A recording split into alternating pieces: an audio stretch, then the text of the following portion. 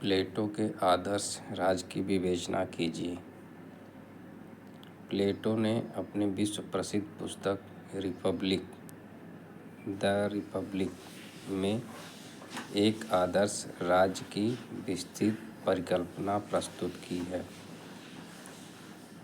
प्लेटो का मुख्य उद्देश्य यह खोजना था कि न्याय क्या है और एक न्यायपूर्ण समाज की स्थापना कैसे की जा सकती है।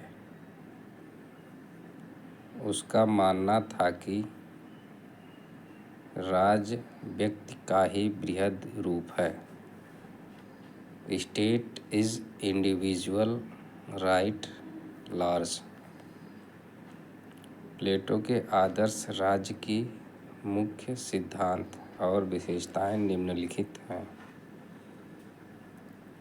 समाज का त्रिवर्गीय विभाजन।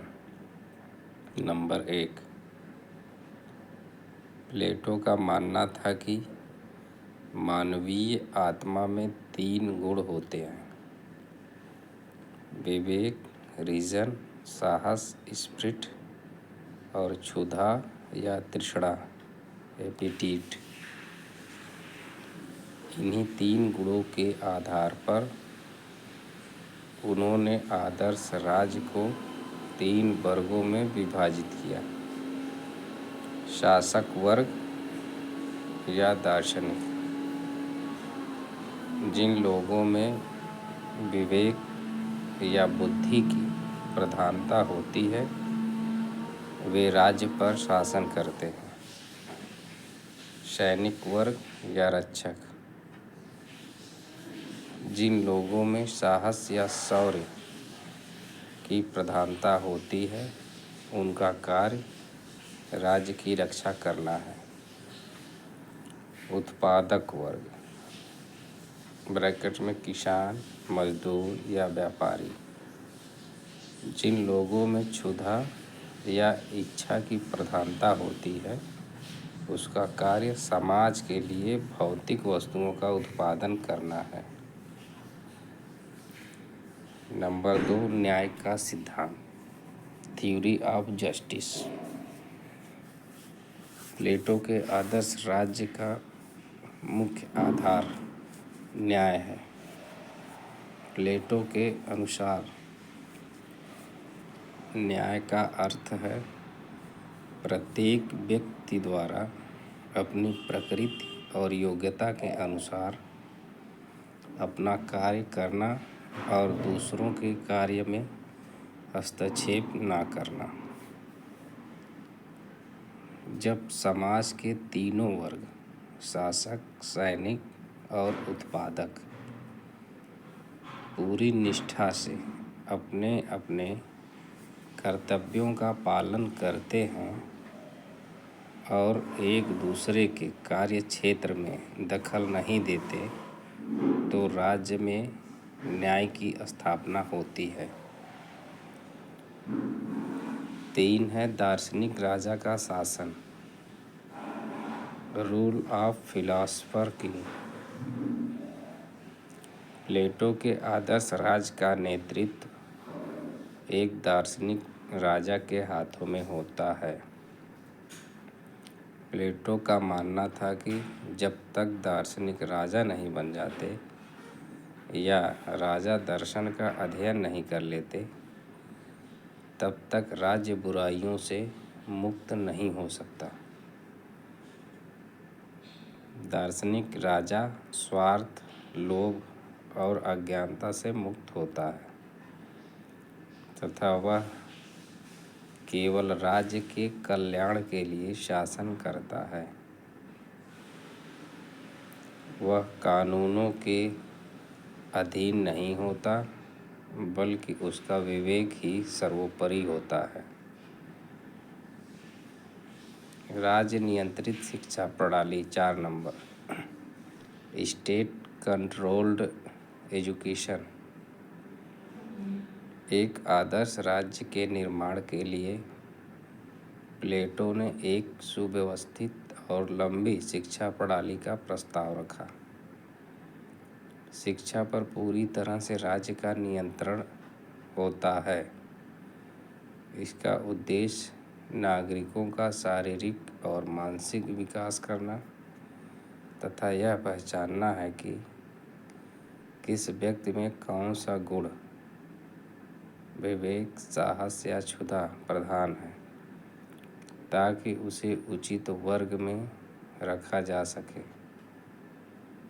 यह शिक्षा 50 वर्ष की आयु तक चलती है, जिसके बाद दार्शनिक राजा का चयन होता है।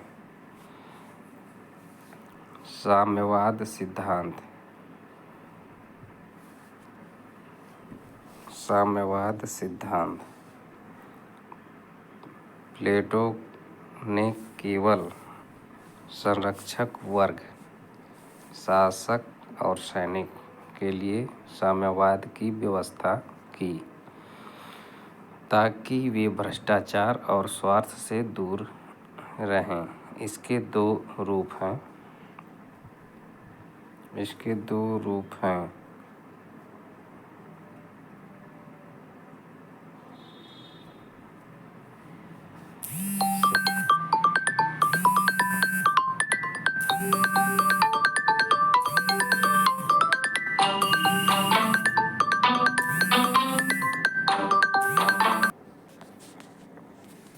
संपत्ति का साम्यवाद। शासक और सैनिक वर्ग के पास अपनी कोई निजी संपत्ति, घर या जमीन नहीं होगी। वे राज्य द्वारा बनाए गए बैरकों में रहेंगे और एक साथ भोजन करेंगे। परिवार स्त्रियों का साम्यवाद। संरक्षक वर्ग का अपना कोई निजी परिवार नहीं होगा। राज्य के श्रेष्ठ पुरुष और श्रेष्ठ स्त्रियां राज्य की देखरेख में अस्थायी संबंध बनाएंगे, ताकि उत्तम संतान की प्राप्ति हो सके। बच्चों को जन्म के तुरंत बाद राज्य अपनी देखरेख में ले लेगा। आदर्श राज्य की आलोचना। यद्यपि प्लेटो का आदर्श राज्य एक उत्कृष्ट बौद्धिक परिकल्पना है, लेकिन राजनीतिक विचारकों, जिनमें उनके स्वयं के शिष्य अरस्तु भी शामिल हैं, द्वारा इसकी कड़ी आलोचना की गई। अव्यावहारिक और काल्पनिक।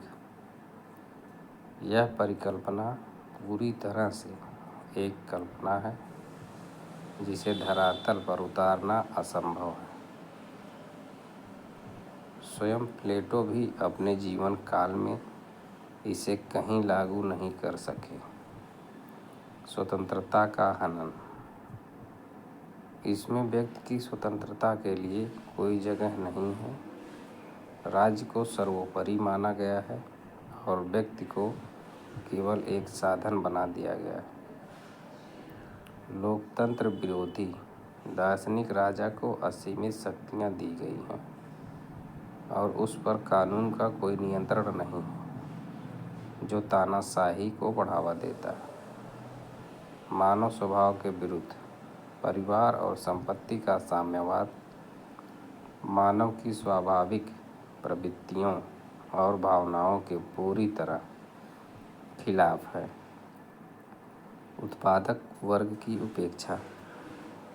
प्लेटो ने शासन और शिक्षा में उत्पादक वर्ग, जो समाज का सबसे बड़ा हिस्सा है, को पूरी तरह से नज़रअंदाज कर दिया है। निष्कर्ष में तमाम आलोचनाओं के बावजूद प्लेटो के आदर्श राज्य का महत्व इस बात में है कि इसने राजनीति में नैतिकता, योग्यता आधारित शासन और न्याय के महत्व को स्थापित किया। यह हमें याद दिलाता है कि राजनीतिक सत्ता का उद्देश्य व्यक्तिगत स्वार्थ नहीं, बल्कि संपूर्ण समाज का कल्याण होना चाहिए।